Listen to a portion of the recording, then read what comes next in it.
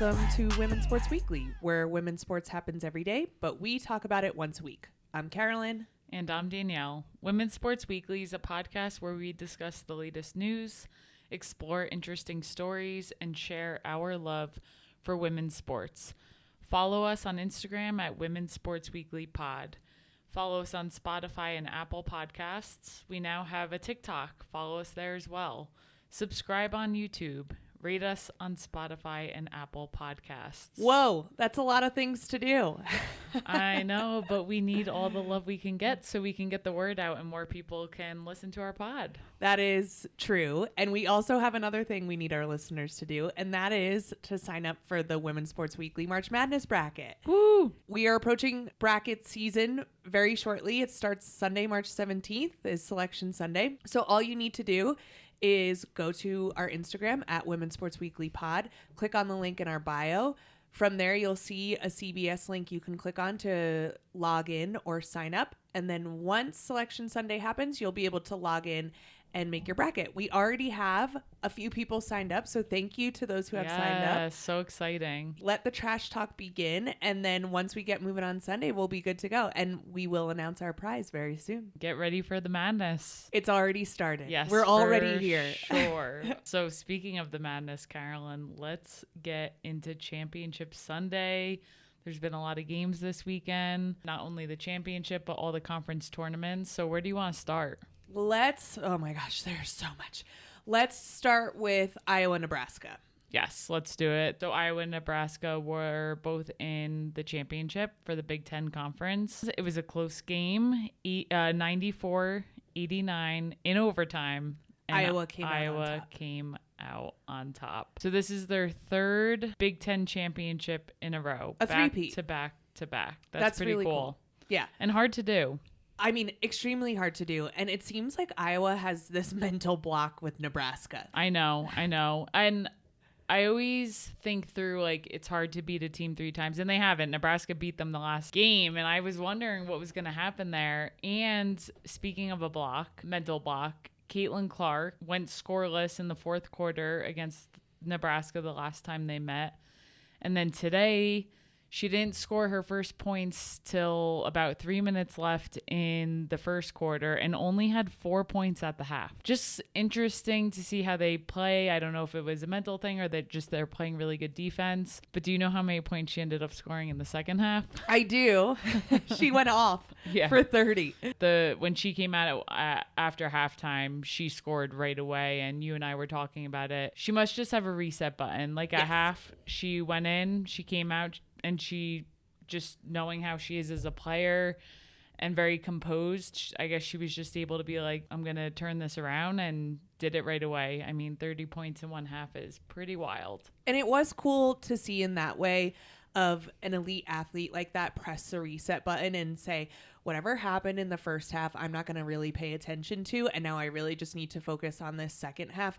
And even you and I, we talk about resetting all the time. Yes. In our personal relationship, sometimes we have to hit the reset button in order to make sure that we're staying on track. And so to see someone do that, you know you're a really good player when you're able to do that. For sure. So Iowa has clinched a spot in the NCAA tournament. We will see what happens to Nebraska, and Nebraska really has a shot here. And they had an opportunity with Stolke with the fouls that she had to go inside more, and they just didn't do it. They just didn't execute it. Yes. Before they went into overtime, I thought there were some missed opportunities to that point to get it inside on Stolke with 4 fouls. But who knows? They beat Ohio State to get to the championship. Yep, so true.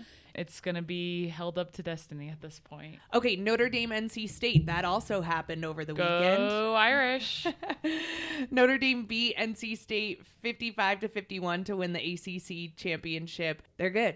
Hannah Hidalgo once again had an incredible game with 22 points. She played big at the end of the game. She made some crazy shots, and I've said it before, I'll say it again, the freshmen in NCAA women's basketball are out of their minds. They are so good. And she just has fun out there. There was a play. It was not a good pass to her, but going down the court, and she got hammered by one of the NC State girls. And it wasn't flagrant or anything. They just ran into each other. But she didn't see what had happened. She just got hit. So in that situation, she could have gotten really upset and angry. She literally slid on her belly like a penguin across the floor. And they zoomed in on her face, and she's just giggling after it happened. And she just pops up and knew it wasn't on purpose and is having fun out there. And I love to see that. I think about how much pressure these young women must be under to see someone just being in the moment and being present and having fun. I'm like, this is why you play, right? This is why we all want to play. We all want to play to have fun, to be competitive. Being competitive is fun. If you're me and you, being competitive is fun. To see Hannah Hidalgo just having such a good time. And the other thing that I notice is they are so complimentary of Coach Ivy. And Coach Ivy wanted to talk about her a little bit too. So very cool fact. She played for Notre Dame when she was in college, then was the assistant coach, and then took over for Muffet McGraw when Muffet left. And she won an ACC championship in all three of those positions. Wow. Player, assistant coach, and now head coach. So she was pumped. She's carrying on the legacy of Muffet McGraw. And the players, you can just tell, really like her and love her as a coach. And she's so complimentary to Hannah as well. And just the players in general, the way she talks about her players is also fun to see. It's hard to do that transition. It's hard to go from a legendary coach like Muffet McGraw to then a coach that people know, but an assistant who's not coming from another big program, and to keep your recruits, to keep the momentum, to do that in such a short amount of time. I mean, she's really taken the baton and just gone with it. And they're on an 8-game winning streak, so watch out. Yeah, we need to talk about those teams that are getting hot, because right now it's Notre Dame is getting hot. Yes, they've been playing really well. And the last time they lost, I believe, was actually against NC State. So now they came back. And those two teams are always battling, especially over the past couple years. And another team that's getting hot that let's jump into them now. USC is also getting hot. So USC Stanford in the Pac-12 championship, USC won 74-61. Big thing about that game was Juju Watkins, who, by the way, just became the 4th freshman in Division I women's basketball to surpass 800 points for a season. I'm not surprised. Right. She's scoring over 27 points a game, but she was off today. Stanford held her to 9 points. Her teammates really picked her up and were scoring. So to see that happen when your best player is not, and your best scorer is not scoring the way they usually do, sometimes that kind of gets to a team a little bit. But they just picked her up and picked each other up, and Mackenzie Forbes scored 26 points. A freshman needs to learn, especially a good freshman.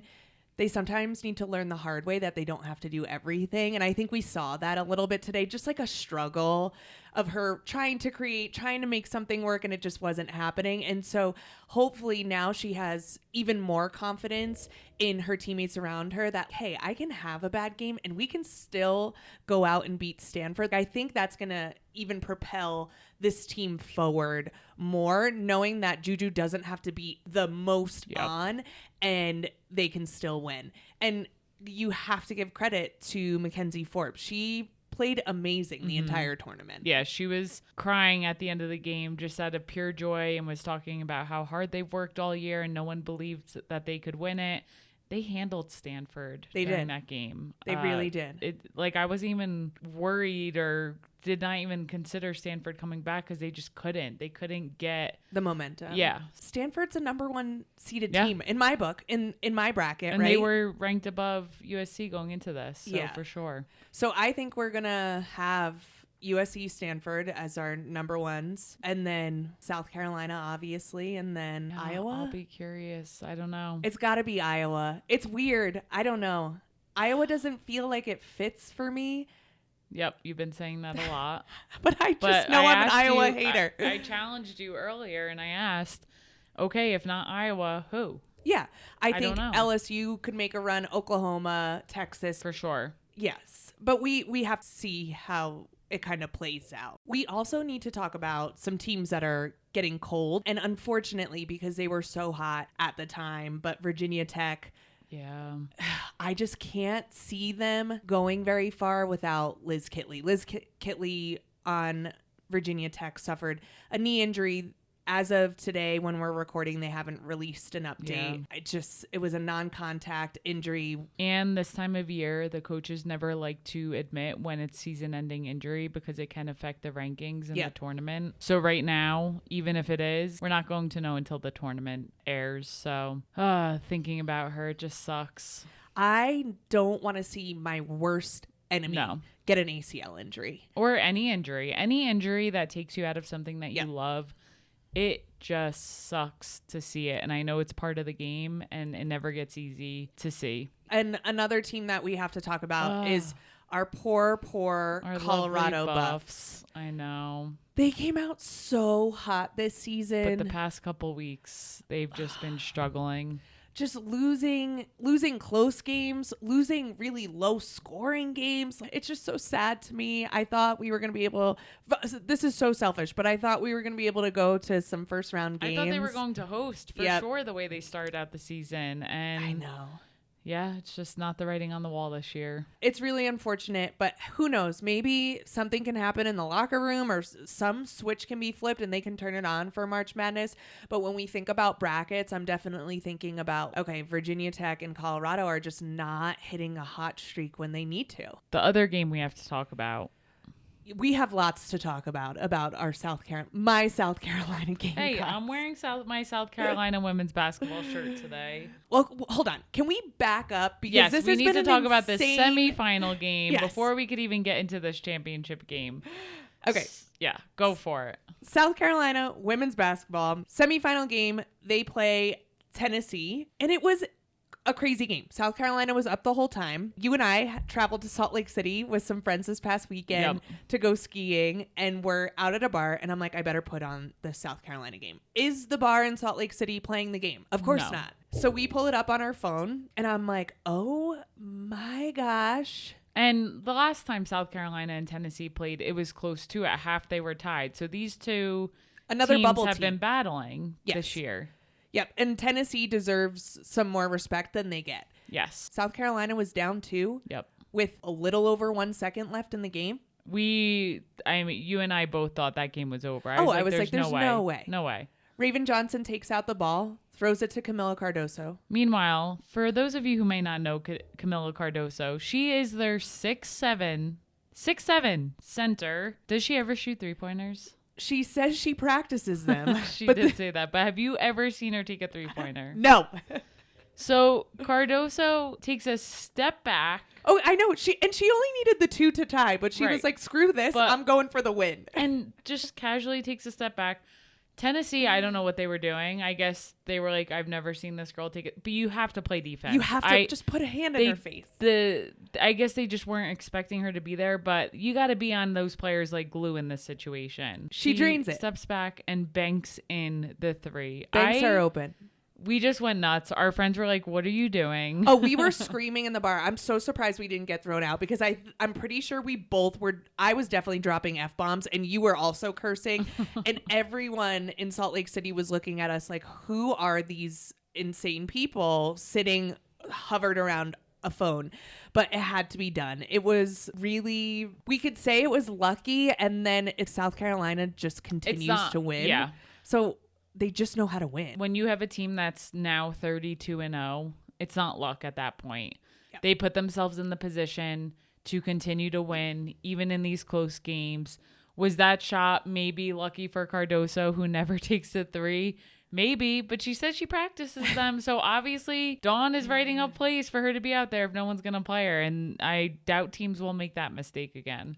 For sure. I saw something online. Please stop not playing defense on South Carolina players. We'll see what happens in the tournament, which leads us to the LSU South Carolina game, which was the SEC championship. South Carolina beat LSU 79-72. 2 very good teams. Mm-hmm. 2 teams that play with a lot of passion. And they've been ongoing rivals. The last time they played back in January, that game was intense. Like, yes. SEC, they both want to be on top. Yep. LSU won the national championship last year. Exactly. And here comes South Carolina again, who lost all their starters last year, and somehow here they are having a perfect season again. It's like a repeat of last year. Yes. And LSU does not want to see them win. And I'm sure I know there's just tension there, and you could see it all throughout the game. Yes, the tension was definitely building throughout the game to the point where your best friend texted and said the energy is off. She called it before Erica called it before this fight even broke out. So let's talk about this fight that took place during this game, because it's hard. We can't just not address what happened. And let me just be clear, because I feel like there's going to be a narrative around this. And so I want to get ahead of that because I think it's going to be so dumb. If you have strong feelings about women getting intense when they're playing, and you want to say things like it's bad for the game or that they're too rough or too aggressive, just type into Google bench clearing fights men's basketball. Yeah, I could think of a few right off the bat. But it happens. It does. And I am not saying I agree with anything that happened on the floor. And also, I played college basketball and know things get heated during the game, especially when it's a rival. I could think back to rival games when I played, and it's heated before the game even starts because you naturally feel some type of way about some of their players. If you didn't, then I don't know if you should be on the court. That's honestly. Exactly right. That's such a good point. And I'm not saying I agree with fighting. That should never be the answer. Mm-hmm. And I understand that things in the moment get heated, especially a close game like this. Yeah. There's so many fans in the stands. People are yelling. People are getting riled up. It happens. Let's go through it because people might not even know what we're talking about. Okay, so towards the end of the game, fourth quarter, Flau'jae Johnson on LSU fouls Malaysia Fulwiley. And Malaysia had just stolen the ball from Flau'jae. That's exactly right. And she was going to go down wide open layup, so she grabbed her. Fulwiley walks away. Yeah, Fulwiley, she did the right thing. She just literally walked away. She was pumped about the steal. Which, to be a freshman and to walk away is very smart. Ashlyn Watkins on South Carolina kind of gets in the face of Flau'jae. And yelled something. We don't know what. Yes. And Flau'jae pushes Ashlyn Watkins. Yes. A good hard push, which I thought... She kind of jabbed her in the neck with her forearm. And Watkins kind of just walked away after that as well. Yes. And I think it should have ended there. And the ref had her hands on Flau'jae after that happened, trying to get control of it. For sure. Should have just ended. Camila Cardoso. Cardoso, you just hit a buzzer beater 3 the game before, and then this happens. She comes out of nowhere, and she's 6'7". Flau'jae is not that tall. She's strong. Decked. Well, not decked. She didn't punch her in the face. She shoved her. And Flau'jae went straight on her back. She did not punch, but Carolyn. Oh, yeah. She decked her. Yes. She should have definitely been ejected out of the game, which she was. When that happened, the benches kind of cleared. However, nobody on either bench got involved. No, they just ran towards what was happening. And all the coaches started grabbing players and taking people out. And everyone knows I was a really good bench player. I would have been so much in that. I would not have been throwing punches, but I would have been like, I'm going to go get my teammates and bring them away. That's the thing. You see your teammates in a fight with the other team that tensions are high. Naturally, the other thing I want to say, your teammates when you're in college, that's your family. Exactly. If you have played a sport in your life, and especially at that level, you know that is your family. Yeah. So things get heated. Again, fighting is not the answer. And I understand why the tensions were so high. The tensions were so high not only for the players, but also for the fans. A fan jumped onto the court, which you don't want to see happen. Because it's unfortunate. It is unfortunate because what good is going to happen there? There's no good that happens when fans somehow get onto the court. And it was Flau'jae's brother who he saw his sister get decked. But again, you cannot just hop the scorer's table and get on the court. I don't know what he was doing. Yeah. They got to him, whatever. The point is you can't do that. Yeah. And credit to the coaches, credit to the staff that was working. It was intense, but it came right back down. So all of this happened. Flau'jae's down on the ground. She's luckily okay. Camila gets taken away. She's okay as well. Mm-hmm. Luckily, no one's hurt. And that's what I was worried about, too. Like, to see, if someone were to get hurt in that situation, that would have been devastating. 19 minutes of deliberation by Oh my gosh. by the referees to look at.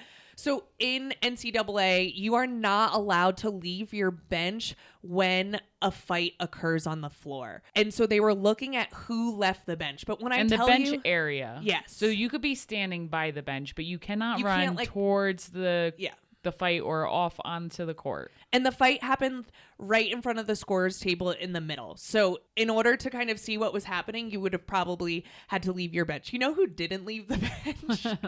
Angel Reese was like, oh, hell no. She turned right around and actually went and sat on the bench, and she was on the court when this happened, which was smart. And honestly. It was so smart. And we talked about NIL deals. You said this girl has more than just this game that she needs to worry about. Her maturity to know not to get involved. That's smart. And she dealt with her own stuff early in the season, had to miss some games. So yeah, very smart for just walking away and not getting involved. So after 19 minutes of deliberation, the referees come back with this. Anyone who left the bench, which was pretty much the entire bench on both sides, had to be ejected. Camila Cardoso ejected. Flau'jae Johnson, flagrant foul. I think on top of the flagrant foul, she should have got a technical as well. But they didn't call that because she put her hands on Ashlyn Watkins. Yes. That was my own personal feeling, whatever. So LSU has 5 players eligible. South Carolina has 6. Pow Pow was on the bench. Yeah. And the only reason why Pow Pow did not get ejected was she was about to check into the game. So she was already at the scores table. You cannot put your hands on another person. Camila Cardoso needs to be ejected from the game. As of when we're recording, which is on Sunday, she is not playing in the next game. Yeah, which is the first round of the NCAA tournament. So that just sucks. Her senior season. And now she's going to miss the first game of the NCAA tournament. So they ended up playing 5-on-5 for the rest of the time. South Carolina won, and things kind of calmed down. It sucked because South Carolina couldn't really celebrate. Some of the girls on the team weren't even out there. So it was just a weird ending, an ending you don't want to see. When tensions run high, this sometimes happens. And Dawn Staley got interviewed after the game. She apologized, which I think was very nice of her to do. Also, I always feel like as women, we have to apologize when we do something that's, I don't know. I just think her point was that was ugly. No one should have to see fighting, especially when you come to watch a basketball game. So I understand where she was coming from there. Okay. And I think she handled it the best. What is she going to say? Like, I'm glad my players fought. And I don't think she was. Her face when Camila Cardoso pushed Flau'jae Johnson down, she was like, oh, no. I'm sure that was not, I'm sure it was not the most fun SEC championship locker room after that game. But Dawn Staley did say that you never want to get too high and you never want to get too low. That is the best advice for any college player, for anyone pretty much doing anything. I think about that in my own personal life of how do I stay somewhere in the middle so the highs aren't too high and the lows aren't too low. For some people that can feel boring, and for me sometimes that can feel boring, but it is the best way to live, and it's the best way to play basketball. And as a friendly reminder, these kids are still in college. They're still kids and they're still learning. And I also don't want to take away from Full Wiley. That's what I wanted to end it on. Because we've been talking about these freshmen. She's one of them who's been having a hell of a year. She is an instant highlight reel. Carolyn Peck, during the game, she makes a pass and immediately goes, highlight. Malaysia Full Wiley is such a good player. She had 24 points. She was on fire. So even with everything else that happened in the game, she deserves credit on that because she really stepped up. And for a true freshman to be able to play like that, I just am blown away by the freshmen this year. So great win at the end of the day. Go Gamecocks. Welcome to March Madness. 32-0. Still somehow survive and advance. Other crazy things that are happening besides March Madness. Whew, I can't believe there's anything else to talk about, but there is. We need to talk about the CONCACAF Women's Gold Cup semifinal and the final. Let's go into the semifinal first. First of all, that rain. Okay. First of all, it was Canada versus USA. Then that rain. They were practically swimming out on the pitch. They were definitely swimming. It looked like they might have even called the game. I honestly don't know why they didn't. I think the ref was trying to, and the commissioner wanted them to play on. Yeah, and I'm like, player safety though. I'm just happy. I don't even want to talk about injuries. I'm glad it didn't happen. but the way the ball was just getting stuck and they would try to kick it and it just was not really going anywhere. And every step they took, you could see water flying up. People had grass and mud all over their faces. People were getting tripped and just sliding like a slip and slide. That was wild. Players were able to take their shirt and wring it out, and there were full streams of water coming out. Very happy no one got hurt, and we can have this conversation, because if someone did get hurt, this conversation would look very different between the two of us. For sure. Jaden Shaw from the U.S. scored in the 20th minute. What happened was the Canada defender passed it back to the goalie, but because the ball was going nowhere, had no speed to it. And credit to Jaden Shaw, she tracked it down, scored the first goal, 1-0. The U.S. kind of plays keep away for the rest of the match until the 82nd minute, when Canada's Jordan Huitema scores off a header. So now it's 1-1. Regular time ends. In soccer, you play 90 minutes. It goes into overtime. We were watching, and we weren't really listening with the sound because we were in bed. So we both thought it was golden goal. It was not. It was 2 15-minute overtimes. So we thought it was golden goal. In the 99th minute, Sophia Smith scores with an assist from Rose Lavelle. It was off a Rose Lavelle header. It was beautiful. And we both thought the game was over. We were like cheering. We were cheering in bed, so tired, like, yay, they won and we can finally go to sleep. And then they get the ball back on the pitch and we're like, oh, they're going to continue. So now again, the U.S. is in this situation where they're playing keep away and they're bringing the ball to the corner. They're kind of playing with the ball, just trying to keep it out of them. And I didn't like it when they did it up to the 82nd minute, and I didn't like it this time. And you need to explain to me why I should like it. Yeah, I don't think you should like it, but I also think given the conditions, there is such a fine line in soccer of one goal is a huge deal. It's not like scoring a basket in basketball and you score and you know there's going to be tons more. Goals are not frequent, especially when the weather is that bad. I don't even know if it's we're playing keep away or it's we're going to be smart with the ball and only go if we have an absolute clear shot. Yep. That's my feeling. And when you're playing keep away, you don't have to send as many people forward. You can play more on defense. I get all of that, but I am impatient and I'm like, just drill the ball forward, put it into the goal, end this so that we don't have to be in this situation with literal seconds left in the game. Yeah. They're already in stoppage time. Jade Rose from Canada sends a ball up. The goalie on the U.S., Alyssa Nair for president. Well, at this point, she's about to commit a penalty. She collides with Vanessa Gills. I don't agree with that play at all. I think the goalie has the right to the ball there in that situation, especially in the box. What is she going to do? Just let the girl head it in? But keep going. I just did not agree with that call at all. And also, I thought there was a penalty for Canada earlier in the game. So you're saying it was a makeup call? Yeah, it could have been a makeup call. But they went and did the video thing and they said it was a penalty. So Adriana Leon shot the penalty kick, scored. 2-2, we're tied up. We continue to go through this 15 minutes of overtime. They then go into a penalty kick shootout. Which is how they also lost in the Women's World Cup. So I felt like I was getting flashbacks when they started going to penalty kicks. I was like, oh, not again. And Sophia Smith went up first for the U.S. and she missed at the World Cup. So that has definitely been haunting her. And she scores. It was close. We were like, whoa, that was a little too close for comfort. She drained it in the corner, yeah. I thought that was going wide. Adriana Leon, who just scored against Alyssa Nair, goes up again and Nair blocked the shot. Nair was unconscious. I'm pretty sure if you asked her if she remembers anything about the penalty kick, she'd probably say, no, I was blacked out. Her eyes were so locked in, and goalies remind me of pitchers in softball. They just have a certain personality. Is that why we are together? Yeah. They have a certain personality, and you could tell that she just was focused. Yes. Corbin Albert from the U.S. goes up and misses a shot. Jordan Huitema from Canada is up. She already scored a goal. Nair saves it. That is her Second save now. Then she turns right around and says, I'm going to take a penalty kick, and scores the goal. I love when goalies take penalty kicks. I think they know from being in goal, they know where to kick. A lot of the times if they're practicing that, they're good at it. I used to practice them all the time.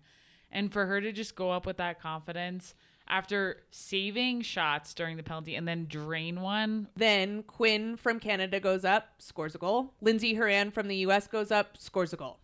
Jessie Fleming from Canada comes up, Nair saves it. And Nair, I feel like when she first started celebrating after saving that last one, you could tell she was so locked in. I felt like she couldn't even let herself relax. Mm-hmm. She was just holding her fists in the air and pumping them slightly. And then her teammates all came and sprinted at her. And then I think she realized she could relax. Yes. Like, you just won and you were just the hero of that game. The hero. I feel like sometimes goalies don't get all the credit that they deserve.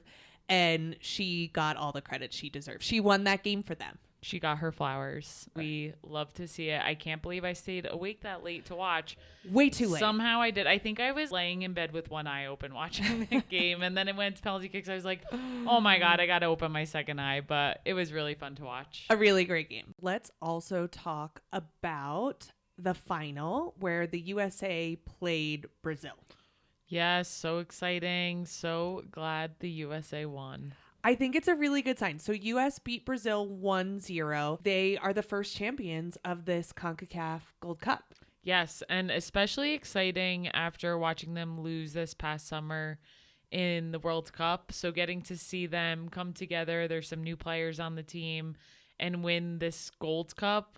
Love it. I think it's a good sign for things to come. I think this tournament has shown some areas where the U.S. can continue to improve. Sure. To see them come back and just to build up the confidence to know that they can win is really important heading into Paris. Absolutely. So in the 46th minute, Lindsay Horan scored a goal, a header, of course. She's so good at those. So good. So badass, too, the way she could just direct the ball with her head like that.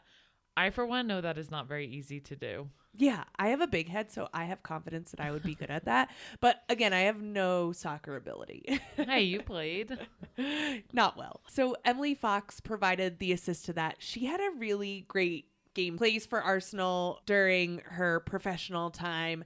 And someone who I'm really looking forward to seeing a little bit more of. I just like the way she played. And to put the ball in play like that and just give your teammates a chance to do what Lindsay Horan did is pretty incredible. And all the pieces have to come together when that happens. But she really played a beautiful ball for that goal and for that assist. We also need to talk about Alex Morgan's yellow card. You know, when you're just having one of those days, and I don't know what it is, but I just feel like she was having one of those days where, first of all, the yellow card itself, I did not think should have been a yellow card.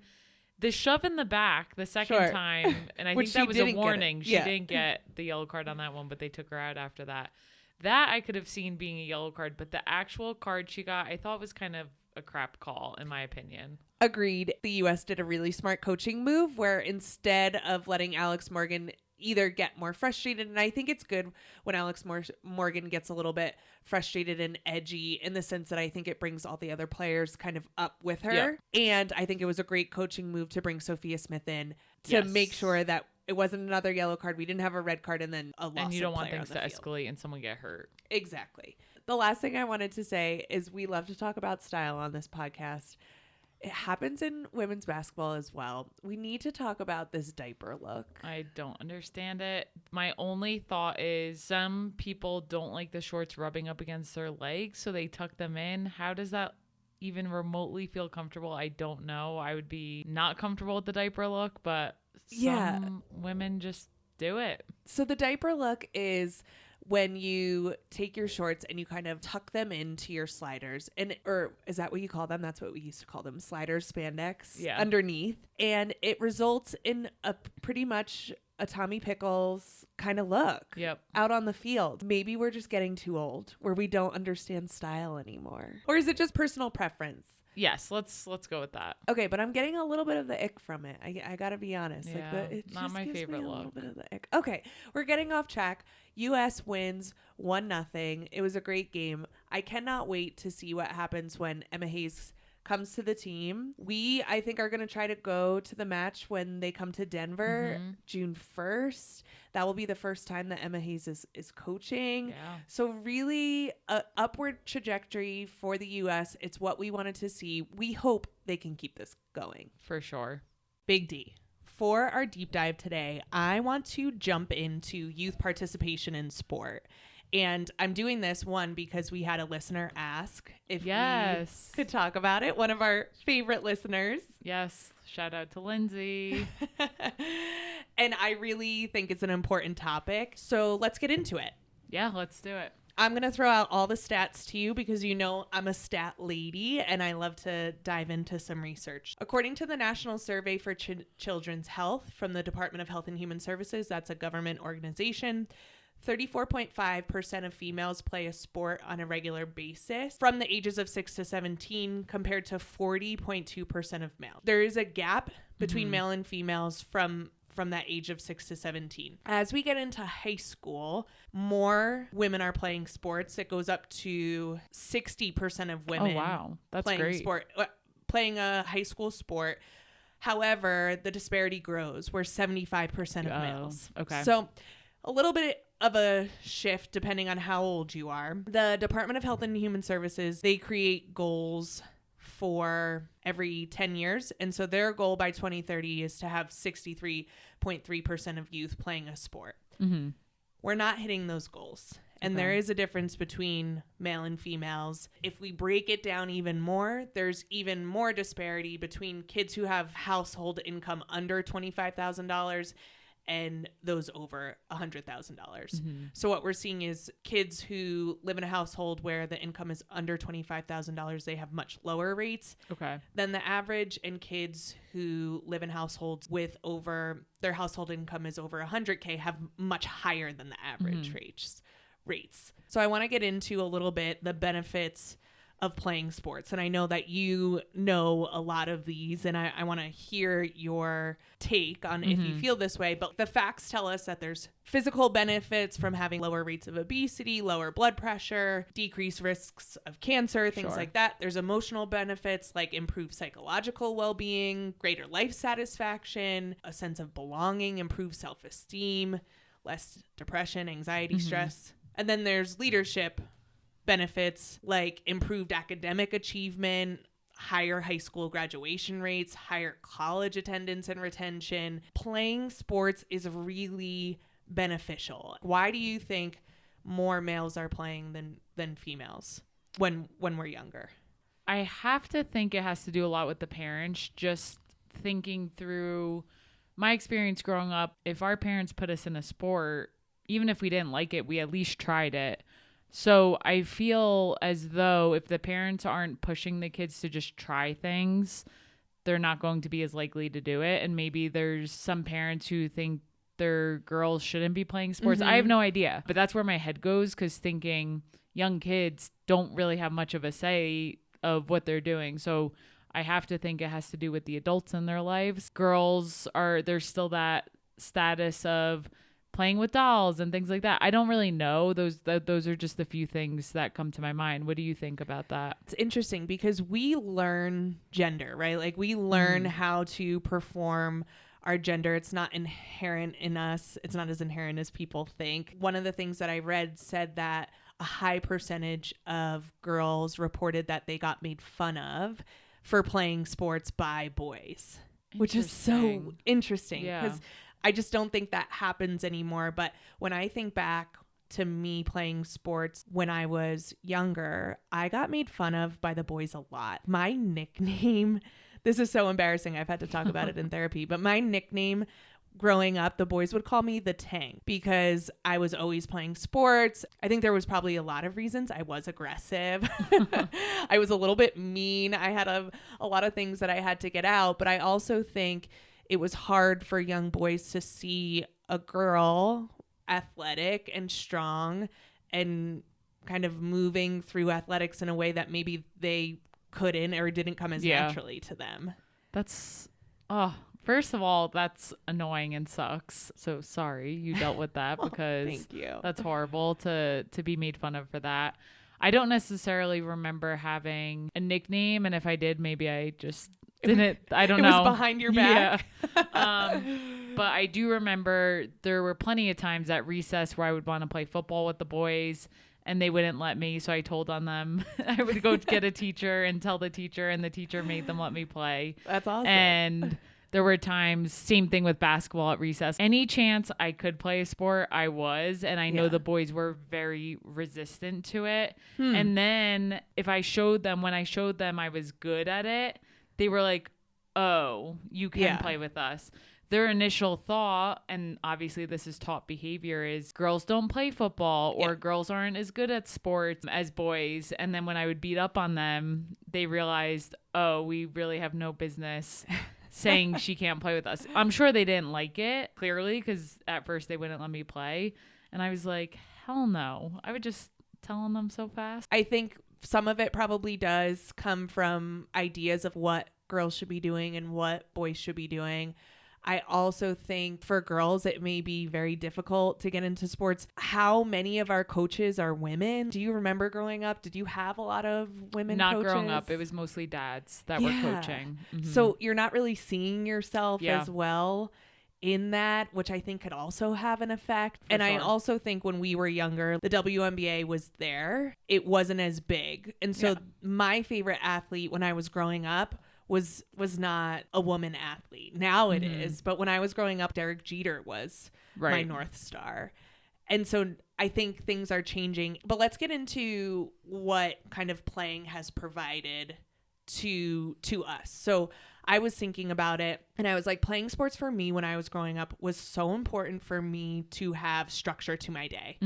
The time management piece is something that I still use to this day of how to schedule my day. Absolutely. The other thing is that I think having sports to play, and I'm talking about from the time that I was younger through high school, kept me out of trouble. Every day after school, when my parents were working, I was at practice. Having that is really important because for me personally, if I didn't have that and I was home alone or I was hanging with friends, I think I would have been, smoking cigarettes back behind the high school just so I could be around other people. Do you think that? I don't know if I would be doing that. I just never really even pictured my life without sports, if we're being completely honest. For me, as soon as I started playing at a very young age, I was obsessed. Any sport I could play, whether it was recreationally or, like I said, at recess or throwing the football with my dad.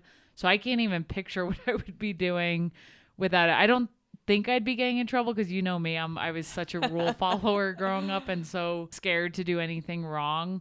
But maybe I'd be going to parties more and maybe would start partying earlier. It's very possible. And having sports definitely kept me on a good track. So I also think that it provided a really big escape for me. Sports, I have a lot of anxiety. I know you do too. Yep. And I can imagine growing up what my anxiety would have looked like if I didn't have the outlet of sports to let out some aggression and anger, to let out some of my frustration and anxiety. It was so important for me to have that. Same. Absolutely was an escape for sure. And also just the friends I made in sports, and I had different types of friends in each sport. And I would say a lot of those girls maybe were people I wouldn't have been friends with outside of the sport. And I loved that about every sport I played. Is every season I had new best friends. It was so great. Of course, I had my core friends in general, but I loved my teammates and the community around it. And it was so important to me growing up. And it was friends that were focused on the sport, and it wasn't focused on something else, like I mentioned before. Like, it wasn't focused on partying. It wasn't focused on something else. It was focused on a sport that had a goal in mind, and we were all in it together, which I thought was really helpful for me. Yeah, same. Me too. Playing sports growing up taught me how to lead and how to be led by others, which I think is really important now. How do you step into a leadership role, and also how do you work with someone when they're in the leadership role, and how do you work well with other people, which my professional life now is so important. I would say the collaboration and the teamwork that I learned throughout my life through sports is so transferable to my professional life. I also think there was a ton of physical benefits. And I don't think I knew it at the time when I was playing sports in high school and when I was growing up.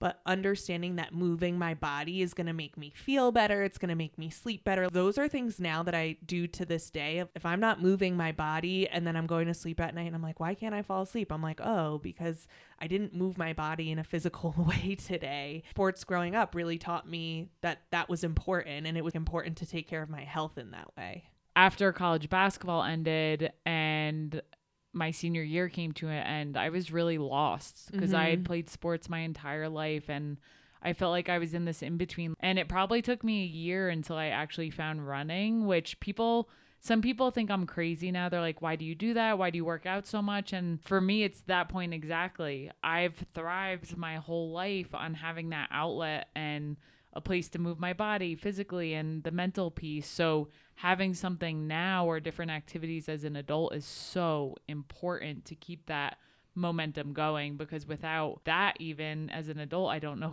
what I would be doing every day. That would be hard for me. And then I also think playing sports growing up really gave me a sense of confidence and respect, self-respect. It made me feel good in a way that was probably not the healthiest because it was a lot of external validation, but to have something that I was good at really meant a lot to me. It was something that I could point to and say, look, yep, I'm doing okay. Yep. Yeah, that's same for me. I think the purpose it gave me, and honestly, I did well in school. School was not my favorite. I really did not like school that much growing up. Any chance I could go in late and I wasn't playing hooky. Well, kind of I was sometimes. I just would go in late when I could and was on attendance probation my senior year. And if I didn't have sports, I don't know if I would have made it through school, which is so strange to even think about. But that's true. Yeah, it kept me focused. It kept me in a sense of, okay, I need to get good grades so I can play, or I need to get to school today or I can't practice. Yeah. Like, literally a lot of days that was the only thing getting me to school, and without it I really don't know. So I guess I was lying earlier when I said I wouldn't be getting in trouble, because I guess I just wouldn't be going to school if I didn't have sports, which is a scary thought. That's a really, really good point. I was never not allowed to go to school. I would have 104-degree fever and my mom be like, you're going, get out of here. Can't say the same. I had no reason to be not going in the morning and just wouldn't. Wow. Well, we both turned out okay. Yeah, I would never dream of doing that now with work. But yeah, we have to learn when we're growing up what boundaries can we push and what can't. I am still the most on-time person because of sports as well. You are very much on time, and even when I'm on time, you think I'm late, and that's a little aggressive for me, but I'm learning as I get older to have a little bit more flexibility, because as you get older, I feel like no one shows up on time. So me showing up early to places just means that you and I sit and stare at each other, sit in the car, and we're like, cool, nobody's here yet. Yep, that does happen a lot.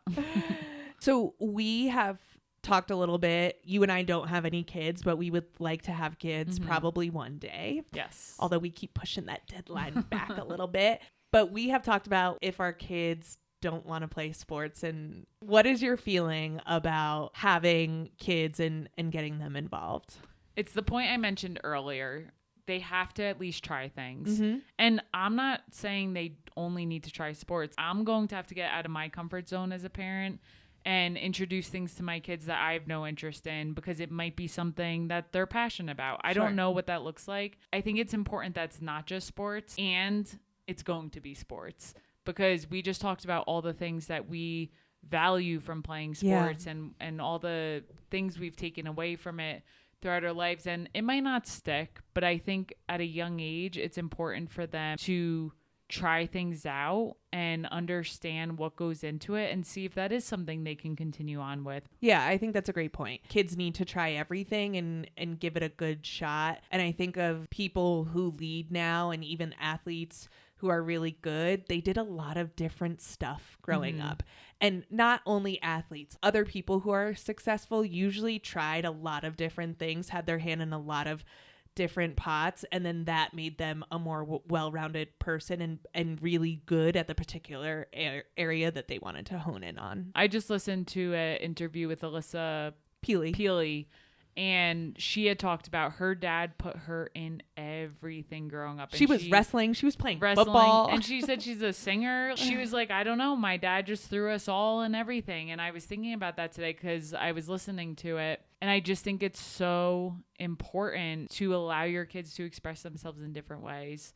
So our kids will definitely be thrown into it. It's such a fine line of pushing your child to do something and to commit to something, and also knowing when to say, and if it's not your thing, that's okay too. There is statistics though that show that playing sports is really helpful, especially for women in how successful they are in their careers. So a 2015 study of 400 female C-suite executives, that means CEO, CFO, it was conducted by ESPN and Ernst & Young, found that more than half, 52% of C-level execs played sports at the university level. Wow. And 39% of women at general other management levels also played university level sports. So you're saying C-level. C-level with a C. Oh my God. So not an elevation. Wow. The dad jokes are dadding. Okay. Do I need to explain? I think you do because it's a little confusing. C-suite? C-suite. Yeah. C-suite level. C-level. All right. I'm just clarifying. That is a great stat. One of the questions I have for you, you threw some stats earlier and said we need to get boys and girls more involved in sports. How do you do that? What I think about is the disparity, right? Why are people who make lower income not able to play? And there's a lot of things that I think could factor into that. We need to make sports accessible. You need to be able to play a youth sport for an affordable fee, if there's any fee at all. Yes. And you need to have times where parents can pick up and drop off their kids. So what's most likely happening is that parents who make less than $25,000 a year are probably busting their ass and working multiple jobs and not able to get their kids to where they need to go to play sports. So we need to create an environment where kids could stay after school and play sports in elementary school and middle school. We need to make sure that kids have the equipment that they need in order to play. Because if I didn't have the equipment I needed to play, I would feel like real crap showing up to somewhere and saying, I don't have a glove. I don't have a bat. How am I supposed to do this sport? So we need to be able to provide that. I think there's less people being active. Obesity rates are going higher. We need to also set examples for our kids and be active ourselves so that they can see that and want to move their body in a way that's productive. The same study that I mentioned before said 80% of female Fortune 500 executives played competitive sports at one time in their lives. Although this correlation between highly successful women and sports does not indicate causation. However, these are really compelling numbers. And so how do we prepare the next generation of young girls to be successful leaders in whatever they choose? And it's most likely most people don't go professional in their sport. Right. Sports is very important and we need to make it accessible. We need to take away the stigma of girls playing sports, which I think we're getting there. In my heart, I'm like, I feel like we're almost there, but maybe I'm totally off. And then how do we make sure that when girls play sports, they see people who look like them also playing that sport? My darling D, what are you looking forward to this week? Wow, darling. I like to try to come up with new nicknames often. Darling Danielle. Thank you. I am looking forward to NCAA women's basketball selection Sunday. I feel like I've been waiting for March Madness since we left the Final Four last year. This whole season, in my opinion, has been madness. True. March Madness is literally my favorite time of year. And finally, we are getting to the point. We talked about the highlights, all the championship games happening this week. Next Sunday at 8 p.m. Eastern, Sunday, March 17th on ESPN, Selection Sunday will air. and we will find out what the bracket will look like. Yes. And of course, I'm also excited about this because then we could start our Women's Sports Weekly March Madness bracket. So if you are invested in this, you should tune in, check out who makes the tournament. For those of you who might not be as familiar, the teams who win the championships for their respective conferences get an automatic bid. Then there's teams who will fill in those remaining spots, and there's a selection. So that airs on Sunday, and then the games begin Wednesday, March 20th. So excited for that. And that means that if you're filling out a bracket here with Women's Sports Weekly, which you should be doing, you can go onto our Instagram at Women's Sports Weekly Pod, click the link in our bio, then sign up to the CBS bracket. You need to make those picks by Wednesday before the first game. Yes, that is important to know. So make sure you do that between March 17th when the teams are announced and before Wednesday, March 20th. So that is what I'm looking forward to. What about you? What do you have going on this week? The NWSL starts on Saturday, March 16th, which is very exciting. We will have even more soccer to talk about now. The first game of the season will be Kansas City Current versus the Portland Thorns on ABC at 1 p.m. Eastern time. I think it's also going to be on ESPN as well. They are playing at the new stadium for the KC Current, which is called the CPKC Stadium. And it is the first ever stadium built for women's professional sports. So that kicks off this Saturday. Who's your NWSL team?